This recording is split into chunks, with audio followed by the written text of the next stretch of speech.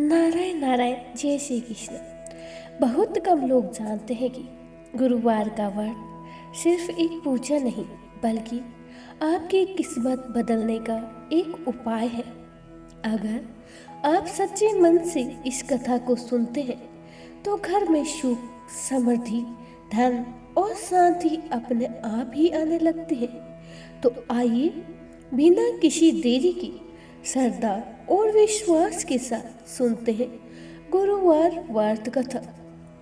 जो भी इस कथा को अंत तक सुनेगा उसकी मनोकामनाएं जरूर पूरी होती है। भगवान विष्णु ऐसे भक्तों को कभी निराश नहीं करते हैं। कहते हैं इस कथा को सुनने से घर में धन की कभी कमी नहीं रहती है। अगर आपने पूरी श्रद्धा से ये कथा सुनी है तो कमेंट में ओम विष्णुओं नमः जरूर लिखें और वीडियो को लाइक और शेयर करें ताकि ये पुण्य कथा ज़्यादा से ज़्यादा लोगों तक पहुँचे। और ऐसे ही धार्मिक वीडियो के लिए चैनल को सब्सक्राइब करना ना भूलें। तो आइए भक्तों, अब हम शुरू करते हैं वसुदेवार व्रत कथा। उससे पहले व्रत का महत्व, व्रत करने की विधि, फिर कथा आरंभ करेंगे। भगवान वसुदेव देव की पूजा अर्चना के लिए वसुदेवार को व्रत करके वसुदेवार की कथा, व्रत कथा को पढ़ना आवश्यक माना गया है। किसी दूसरे स्त्री पुरुष द्वारा सुनने की प्राचीन परंपरा है। वसुदेवार का व्रत करने और व्रत कथा सुनने से स्त्री पुरुष की सभी मनोकामनाएं पूर्ण होती है। इस व्रत से घर में धन संपत्ति की प्राप्ति होती है और निसंतानों को पुत्र प्राप्ति होती है। परिवार में सुख शांति बनी रहती है और सभी आनंद पूर्वक रहते हैं। व्रत करने की विधि। वसुदेवार को सूर्य उदय से पहले उठकर स्नान आदि से निवृत्त होकर भगवान वसुदेव देव का सुमरन करते हुए व्रत का आरंभ करना चाहिए। उपासक को घर के किसी भी कक्ष में छोटा अथवा बड़ा पूजा स्थल बनाकर उसमें भगवान वसुदेव देव की प्रतिमा की स्थापना करनी चाहिए। घर के समीप ही किसी मंदिर में जाकर भी भगवान वसुदेव देव की पूजा की जा सकती है। भगवान वसुदेव देव पूजा में पीले रंग के पुष्प, पीले रंग की सामग्री को विशेष रूप से पसंद करते हैं। इसीलिए स्नान के बाद पीले रंग का वस्त्र धारण करने का विशेष महत्व बताया गया है। पीले रंग के पुष्प, केले और पीले चंदन से भगवान वसुदेव देव की पूजा का विधान है। वसुदेवार के व्रत में उपासक को पूरे दिन में एक समय ही भोजन करना चाहिए। व्रत करने वाले पुरुष वसुदेवार को दाढ़ी व सिर के बाल ना कटाएं। पूजा के समय भगवान वसुदेव देव से जो मनोकामनाएं प्रकट की जाती है वे उस मनोकामनाओं को जरूर पूर्ण करते हैं। इस व्रत में व्रत कथा पढ़ने और श्रवण करने का विशेष महत्व बताया गया है। वसुदेवार व्रत कथा प्राचीन समय की बात है। भारत में एक राजा राज्य करता था। वह बड़ा ही प्रतापी तथा दानी था। वह नित्य प्रतिदिन मंदिर में भगवान दर्शन करने के लिए जाता था।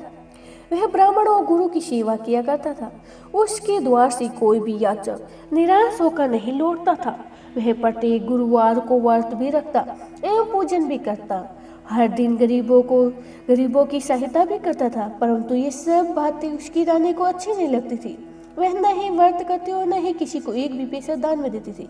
वह राजा से भी ऐसा करने को मना किया करती थी। एक समय की बात है कि राजा शिकार खेलने वन में चला गया।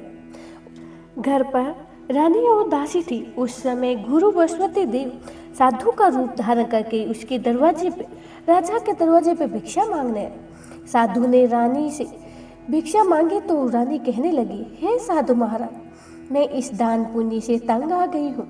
इस कार्य को करने के लिए मेरे पति देव ही बहुत हैं।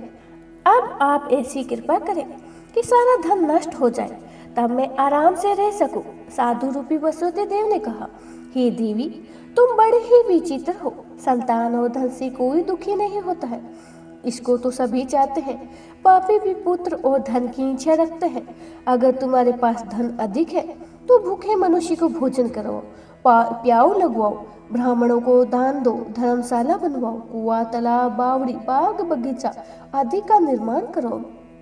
तथा निर्धन कुंवारी कन्याओं का विवाह करवाओ, साथ ही यज्ञ आदि करो। इस प्रकार के कर्म करने से कुल में तुम्हारा नाम परलोक में सार्थक होगा और तुम्हें अंत में स्वर्ग की प्राप्ति होगी। परंतु रानी साधु की इन बातों से खुश नहीं हुई। उसने कहा, हे साधु महाराज, मुझे ऐसे धन की आवश्यकता नहीं है जिसको मैं अन्य लोगों में दान दूं, तथा जिसको रखने और संभालने से ही मेरा सारा समय नष्ट हो जाता है। साधु ने कहा, हे देवी, यदि तुम्हारी ऐसी ही इच्छा है तो जैसा मैं तुम्हें कहता हूँ तुम वैसा ही करना। वसुतिवार के दिन घर को गोबर से लीपना, अपने केसों को पीली मिट्टी से धोना, केसों को धोते समय स्नान करना, राजा से कहना कि वह हजामत कराए, भोजन में मांस मदिरा खाना, कपड़ा धोबी के यहाँ धुलने देना। इस प्रकार 7 वसुतिवार करने से तुम्हारा सारा धन नष्ट हो जाएगा। एक साधु रूपी वसुति दे, वहां से अंतर ध्यान हो गए। रानी ने साधु के कहे अनुसार 7 वसुतिवार तक वैसा ही करूंगी ऐसा विचार किया। साधु के बताए अनुसार कार्य करते हुए केवल 3 ही वसुतिवार बीते थे कि उसकी समस्त धन संपत्ति नष्ट हो गई। भोजन के लिए अब दोनों समय परिवार तरसने लगा तथा सांसारिक भोगों से दुखी रहने लगा। तब राजा ने रानी से कहा, हे रानी, तुम यहाँ पर रहो, मैं अब परदेश जा रहा हूँ, वहाँ कोई काम धंधा ढूंढूंगा, शायद हमारा भाग्य बदल जाए। ऐसा कहकर राजा परदेश चला गया। वह वहां जंगल से लकड़ी काट कर लाता और शहर में बेचकर अपना जीवन व्यतीत करने लगा। इधर राजा के बिना रानी और दासी दुखी रहने लगी। किसी दिन भोजन मिलता और किसी दिन जल पीकर ही रह जाती। एक समय की बात है कि दासी और रानी को 7 दिन बिना भोजन के व्यतीत करना पड़ा। तो रानी ने अपनी दासी से कहा, यहाँ पास ही के नगर में मेरी बहन रहती है, वह बड़ी ही धनवान है, तो उसके पास जा और वहां से 5 शेर वेसर मांग के लेके आ, जिससे हमारा कुछ समय के लिए गुजारा हो जाए। दासी रानी की बहन के पास गई और रानी की बहन उस समय पूजा कर रही थी। वसुतिवार का दिन था। दासी ने रानी की बहन से कहा, हे रानी, मुझे आपकी बहन ने भेजा है, मुझे 5 शेर वेसर दे दो। दासी ने ये बात अनेक बार कही, परंतु रानी की बहन ने कोई उत्तर नहीं दिया, क्योंकि वह उस समय वसुतिवार की कथा सुन रही थी। जब दासी को रानी की बहन से कोई उत्तर नहीं मिला तो वह बहुत ही दुखी हुई और उसे क्रोध भी आया। वह लौटकर रानी से बोली, हे रानी, आपकी बहन तो बहुत ही धनी स्त्री है, वह छोटे लोगों से बात भी नहीं करती है। मैंने उससे कहा तो उसने कोई उत्तर नहीं दिया, मैं वापस चली आई। रानी बोली, हे दासी, इसमें उसका कोई दोष नहीं है। जब बुरे दिन आते हैं तब कोई सहारा नहीं देता है। अच्छे बुरे का पता विपत्ति में ही लगता है। जो ईश्वर की इच्छा होगी वही होगा। ये सब हमारे भाग्य का ही दोष है। उधर रानी की बहन ने सोचा कि मेरी बहन की दासी आई थी, परंतु मैं उससे कुछ नहीं बोली, इससे वह बहुत ही दुखी हुई होगी। अंत में कथा सुनकर और भगवान विष्णु का नाम लेकर पूजा समाप्त करके वह अपनी बहन के घर आई और कहने लगी, हे बहन, मैं वसुतिवार का व्रत कर रही थी, तुम्हारी दासी हमारे घर आई थी, परंतु जब तक कथा होती है तब तक हम लोग ना ही बोलते हैं और ना ही उठते हैं, इसीलिए मैं नहीं बोली थी। कहो दासी, क्यों गई थी? रानी बोली, बहन, हमारे घर पर अनाज नहीं था। वैसे तुमसे कोई बात छुपी तो है नहीं, इस कारण मैंने दासी को तुम्हारे पास 5 शेर बेसर लाने के लिए भेजा था। रानी की बहन बोली, बहन, वसुदेव भगवान सभी की मनोकामनाएं पूर्ण करते हैं, देखो शायद तुम्हारे घर पर ही अनाज रखा होगा। ये सुनकर दासी घर के अंदर गई। वहां उसे एक घड़ा वेसर से भरा मिला। उसे बड़ी ही हैरानी हुई, क्योंकि उसने एक एक बर्तन देख लिया था। उसने बाहर आकर रानी को बताया। दासी अपनी रानी से कहने लगी, हे रानी, देखो, वैसे हमको जब अन्न नहीं मिलता तो हम रोज ही व्रत करते हैं। अगर इनसे व्रत की विधि और कथा पूछ ली जाए तो हम भी उसे किया करेंगे। दासी के कहने पर रानी ने अपनी बहन से वसुतिवार व्रत के बारे में पूछा। उसकी बहन ने बताया कि हे रानी बहन, वसुतिवार को सूर्य उदय से पूर्व उठकर स्नान आदि करके वसुतिवार का व्रत करना चाहिए, लेकिन उस दिन सिर नहीं धोना चाहिए।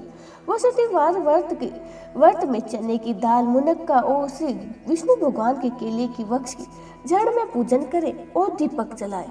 उस दिन एक ही समय भोजन करे, भोजन पीले खाद्य पदार्थ का करे तथा कथा सुने। इस प्रकार करने से गुरु भगवान प्रसन्न होते हैं, अन्न पुत्र धन देते हैं, मनोकामनाएं पूर्ण करते हैं। व्रत और पूजन की विधि बतलाकर रानी की बहन अपने घर लौट गई। रानी और दासी दोनों ने निश्चय किया कि वसंती देव भगवान का पूजन जरूर करेंगे। 7 दिन बाद वसंती वार आया तो उन्होंने व्रत रखा। गौशाला में जाकर चंदा और गुड़ बीन के लेके आ गई। उसकी दाल में से केले की जड़ में भगवान विष्णु का पूजन किया। आप पीला भोजन कहाँ से लाए? दोनों बड़ी ही दुखी हुई, परंतु उन्होंने व्रत किया। इस कारण वसुदेव देव भगवान पसंद थे। एक साधारण मनुष्य का रूप धारण करके वह 2 थालियों में सुंदर पीला भोजन लेके आए और दासी से बोले, हे दासी, यह भोजन तुम्हारे लिए और रानी के लिए है, तुम दोनों करना। दासी भोजन पाकर बड़ी ही प्रसन्न हुई और रानी से बोली, रानी जी भोजन कर लो। रानी को भोजन आने के बारे में कुछ भी पता नहीं था, इसीलिए वे दासी से बोली, जा तो ही भोजन कर ले, क्यों हमारी व्यर्थ में हंसी उड़ाती हो? दासी बोली, एक मनुष्य भोजन दे के गया है। रानी कहने लगी, वह भोजन तेरे लिए ही दे के गया होगा, तू ही भोजन कर ले। दासी ने कहा, वह मनुष्य हम दोनों के लिए थाली में भोजन दे के गया है, इसीलिए मैं आप दोनों साथ में ही भोजन करेंगे। दोनों ने गुरु भगवान को नमस्कार किया और भोजन प्रारंभ किया। उसके बाद से वे प्रत्येक गुरुवार को भगवान का व्रत और पूजन करने लगी। वसुदेव भगवान की कृपा से उनके पास धन हो गया, परंतु रानी फिर से पहले की तरह आलस्य करने लगी। तब दासी बोली, देखो रानी, तो पहले भी इस प्रकार आलस्य करती थी, तुम्हें धन रखने में कष्ट होता था, इस कारण सभी धन नष्ट हो गया। अब गुरु भगवान की कृपा से धन मिला है तो तुम फिर आलस्य होता है। बड़ी मुसीबतों के बाद हमने ये धन पाया है, इसीलिए हमें ये दान पुण्य करना चाहिए। तुम भूखे मनुष्य को भोजन करवाओ, प्याऊ लगवाओ, ब्राह्मणों को दान दो, कुंवारी कन्याओं का विवाह कराओ, कुआं, तालाब, बावड़ी आदि का निर्माण करवाओ। अन्न धन को शुभ कार्य में खर्च करो, जिससे तुम्हारे कुल का यश बढ़े तथा स्वर्ग की प्राप्ति हो और पितृ प्रसन्न हो। दासी की बात मानकर रानी ने इस प्रकार कर्म करने आरंभ कर दी, जिससे उसका काफी यश फैलने लगा। एक दिन रानी और दासी आपस में विचार करने लगे कि न जाने राजा किस दशा में होंगे, उनकी कोई खोज खबर नहीं है। गुरु भगवान से प्रार्थना की तो गुरु भगवान ने रात्रि में राजा को सपन में कहा, हे राजा, उठ जा, तेरी रानी तुझको याद कर रही है, अब अपने देश को लौट जा। राजा प्रातःकाल उठकर जंगल से लकड़ी काटने के लिए जंगल की ओर चल पड़ा।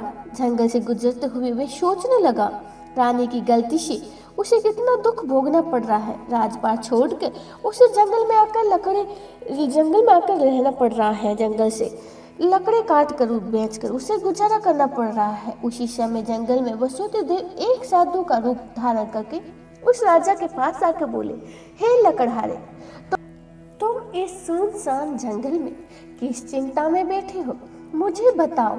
ये सुनकर राजा के नेत्रों में जल भर आया और साधु की वंदना कर बोला, हे प्रभु, आप तो सब कुछ जानने वाले हो। इतना कहकर राजा ने साधु को अपनी संपूर्ण कहानी सुना दी। महात्मा दयालु होते हैं। वे राजा से बोले, हे राजा, तुम्हारी पत्नी ने वसुदेव देव के प्रति अपराध किया था, जिसके कारण तुम्हारी ये दशा हुई है, लेकिन किसी प्रकार की चिंता मत करो, भगवान तुम्हें पहले से अधिक धन देंगे। देखो, तुम्हारी पत्नी ने भी वसुदेव का व्रत प्रारंभ कर दिया है। अब तुम भी वसुदेव का व्रत करके चने की दाल और गुड़ जल में लोटे में डालकर केले का पूजन करो, फिर कथा कहो या सुनो, भगवान तुम्हारी सभी मनोकामनाएं पूर्ण करेंगे। साधु को पसंद देखकर राजा बोले, हे प्रभु, मुझे लकड़ी बेचकर इतना पैसा नहीं मिलता है जिससे मैं भोजन करने के उपरांत बचा सकूं। मैंने रात्रि में अपनी रानी को व्याकुल देखा है। मेरे पास कोई साधन नहीं है जिससे मैं समाचार जान सकूं। फिर मैं वसुदेव देव की क्या ही कथा कहूँगा, मुझको तो कुछ भी मालूम नहीं है। साधु ने कहा, हे राजा, तुम किसी बात की चिंता मत करो। वसुदेव के दिन तुम रोजाना की तरह लकड़ी लेकर शहर में जाओ, तुम्हें रोजाना से दुगुना धन प्राप्त होगा, जिससे तुम भली भांति भोजन कर पाओगे और वसुदेव देव की पूजा का सामान भी आ जाएगा। वसुदेव देव की कथा इस प्रकार है। वसुदेव देव की कथा। प्राचीन काल में एक बहुत ही निर्धन ब्राह्मण था। उसकी कोई संतान नहीं थी। वह नित्य पूजा पाठ करता, परंतु उसकी रानी स्त्री बहुत ही मलिनता के साथ रहती थी। वह न ही स्नान करती और न ही किसी देवता का पूजन करती थी। प्रातःकाल उठते ही वह सर्वप्रथम भोजन करती थी, उसके बाद कोई अन्य कार्य करती थी। ब्राह्मण देवता बहुत ही दुखी रहते थे। पत्नी को बहुत समझाते, किंतु उसका कोई परिणाम न निकलता था। भगवान की कृपा से ब्राह्मण की स्त्री को एक कन्या उत्पन्न हुई। वह कन्या अपने पिता के घर बड़ी होने लगी। वह बालिका प्रातः स्नान करके अब भगवान विष्णु का जप करती हुई वह बचपन से ही बृहस्पतिवार का व्रत करने लगी थी। पूजा पाठ समाप्त करके स्कूल जाते समय अपनी मुट्ठी में जौ भरकर ले जाती तथा पाठशाला जाने के मार्ग में डालती जाती। वहीं जो स्वर्ण के हो जाते तो लौटते समय उनको बीन कर घर ले आती। एक दिन की बात है कि वह बालिका सूप में उन सोने के जौ को फटक कर साफ कर रही थी। तभी उसकी माँ ने देख लिया और कहा, हे बेटी, सोने की जौ को फटकने के लिए सोने का सूप होना चाहिए। दूसरे दिन गुरुवार था। इस कन्या ने व्रत रखा। वह सत्यदेव से प्रार्थना करके कहा, हे प्रभु, यदि मैंने सच्चे मन से आपकी पूजा करी हो तो मुझे सोने का सूप दे दो।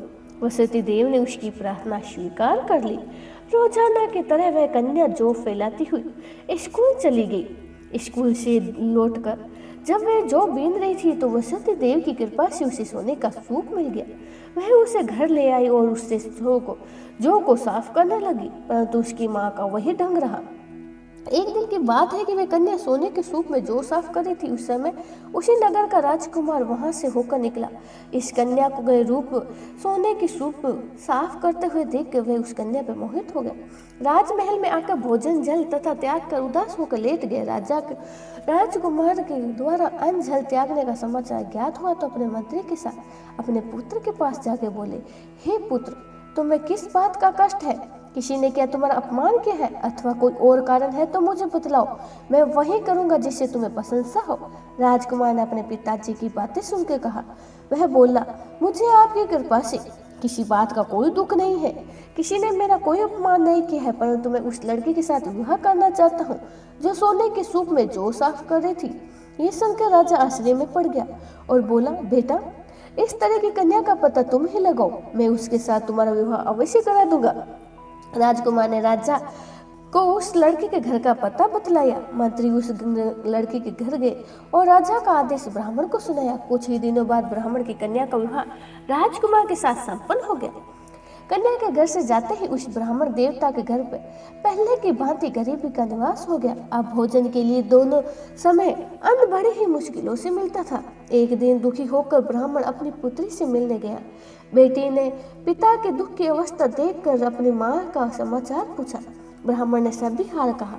कन्या ने बहुत सा धन देकर अपने पिता को विदा कर दिया। इस तरह ब्राह्मण का कुछ समय सुखपूर्वक बीता, परंतु कुछ दिनों बाद वही हाल हो गया। ब्राह्मण फिर अपनी कन्या के पास गया, सभी हाल कहा तो पुत्री बोली, हे पिताजी, आप माताजी को यहाँ ले आओ, मैं उन्हें वह विधि बतलाऊंगी जिससे गरीबी दूर हो जाती है। ब्राह्मण देवता अपनी स्त्री को साथ लेकर अपने पुत्री के पास राजमहल पहुंचे तो पुत्री ने अपनी माँ को समझाया, हे माँ, तुम प्रातःकाल उठकर प्रथम स्नान आदि करके विष्णु भगवान का पूजन करो, सब दरिद्रता दूर हो जाएगी। परंतु उसकी माँ ने उसकी एक भी बात नहीं सुनी।